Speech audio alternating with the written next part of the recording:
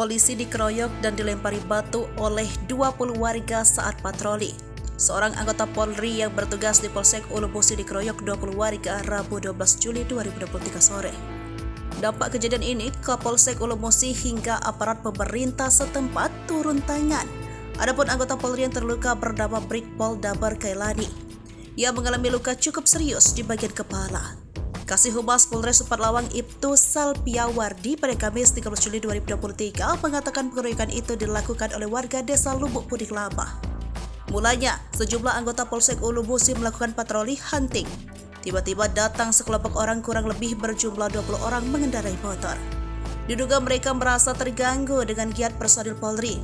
Selanjutnya, setelah menyampaikan kata-kata tersebut, sekelompok warga itu langsung melempari batu dan memukuli mobil personil Polsek Ulu Musi dengan kayu.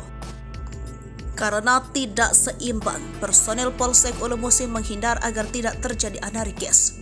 Selain satu dari 4 personel Polsek Ulu Musi yang terluka akibat penyerangan ini, mobil yang digunakan oleh personel tersebut mengalami kerusakan berupa kaca pecah.